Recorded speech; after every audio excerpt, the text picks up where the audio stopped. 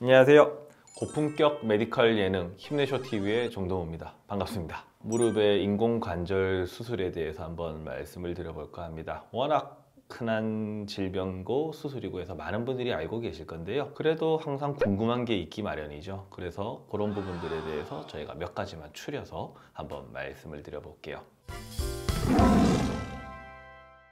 인공관절을 둘러싼 속설이 있어요. 인공관절 수술하고 나면은 뻗정다리가 된다, 양반다리도 못한다, 아니면은 뭐 젊을 때 수술하면 안 좋다, 뭐 이런 얘기들이 있죠. 몇 가지는 맞고 몇 가지는 틀린 이야기입니다. 우선 이제 인공관절 수술을 어떻게 이루어지는가, 그런 부분들 저희가 한번 말씀을 좀 드릴게요. 인공관절을 하는 이유는 주로 관절염 때문이죠. 관절염이 생기면 우리가 무릎을 감싸고 있는 연골이 닳아서 뼈가 노출되고 부딪히면서 통증이 생깁니다. 이런 부분들은 이제 의학기술상 아직 재생을 다 시킬 수가 없기 때문에 인공관절을 이용해서 대치를 하고 기존에 손상된 부분들을 뼈를 제거하고 인공관절을 거기에 끼워 넣게 되는 거죠. 이제 그런 과정상에서 인공관절을 진행을 하다 보면 여러 가지 어떤 의문이 들기 마련입니다. 그럼 언제 이제 인공관절을 해야 될까? 주로 관절염이 있으면 인공관절을 한다고 생각을 하시잖아요. 하지만 인공관절은 관절염이 있는 모든 환자에서 하시는 것은 아니에요. 통증이 심해서 걷지 못하는 사람, 그리고 약물 치료나 주사 치료를 했음에도 불구하고 현저하게 삶의 질이 떨어지는 사람, 걷는데 불편감이 심해서 내 삶에 지장이 생기는 사람들한테는 이제 수술을 고려를 한번 해볼 수 있을 것 같습니다. 그래서 이제 인공관절은 이제 주로 목표는 우리가 닳아 있으면서 교정이 필요한 순간이 정렬이 변하게 되면 보행 시 불편감이 더 증가하게 되고 통증도 나빠지고 생활에 지장을 더 받게 됩니다. 그래서 인공관절 삽입을 할 때는 항상 정렬을 잘 맞춰주는 것이 저희의 핵심이다 라고 할 수 있고요. 아까 전에 있었던 질문이죠. 인공관절 하면 오래 못 쓴다던데, 뭐 이런 내용인데요.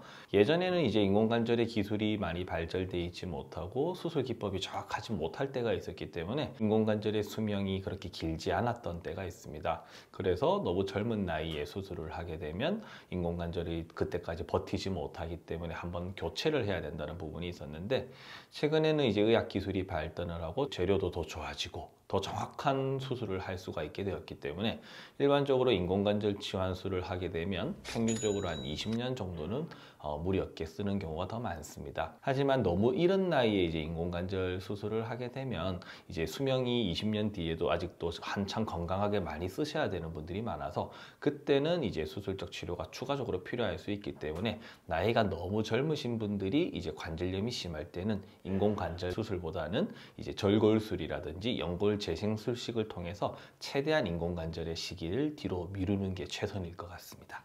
그리고 이제 수술하고 나면 뭐 뻗정다리가 된다, 그거는 뭐 항상 가능성이 아예 없지는 않아요. 보통 처음에는 통증이 있고 수술 직후에는 무릎이 상당히 뻣뻣해진다는 느낌이 있습니다. 하지만 적절한 재활 치료를 통해서 이런 부분들은 충분히 없앨 수가 있고요. 향후에 무릎 운동, 재활 운동, 강화 운동, 근력 강화 등을 통해서 이제 튼튼하게 만들어 준다면 뻗정다리와 같은 어떤 합병증 없이 부드러운 무릎, 나의 예전에 젊었을 때 정도까지는 아니더라도 충분히 일상생활에 지장받지 않을 정도의 기능을 회복시켜 볼 수가 있습니다. 그리고 이제 쪼그려 앉기, 뭐 양반다리 이런 거 안 된다, 아닙니다. 보통은 인공관절 수술하고 나면 요즘은 다 굴곡의 각도, 무릎을 굽히는 각도가 거의 끝까지 다 나올 수 있게 다 만들어 줍니다. 하지만 보통은 양반다리나 쪼그려 앉기를 그렇게 권하지는 않습니다.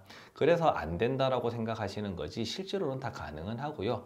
다만 너무 심하게 사용할 때는 결국 우리 인공관절 사이에 끼어 있는 어떤 재료들의 마모가 심해지기 때문에 인공관절의 수명을 감소시킨다는 어떤 부작용이 있을 수 있어서 일부러 쪼그려 앉는 생활과 좌식 생활은 좀 피하고 최대한 침대 생활, 의자 생활을 좀 하시라고 말씀을 드립니다. 그래서 이제 보통은 수술하고 나서 한 3개월 정도는 충분한 안정기간이 좀 필요하고요. 무엇보다 더 중요한 거는 인공관절 이후의 재활입니다. 재활이 잘 되어서 무릎을 잡아주고 있는 힘이 강력해진다면 인공관절의 어떤 능력을 최대한 발휘시킬 수가 있거든요. 그래서 제일 중요한 거는 우리 허벅지 근육, 우리 무릎을 잡아주고 있는 대퇴사두근은 얼마나 더 튼튼하게 잘 만들어주냐입니다. 처음에는 아마 이런 운동을 시행하기가 어렵기 때문에 걷는 운동부터 시작을 하고, 그리고 자리에 누워서 허벅지에 힘들기, 그리고 다리를 들었다 놨다 하면서 근력을 키워주고요. 두 번째는 실내 자전거 같은 것들을 많이 권해드립니다.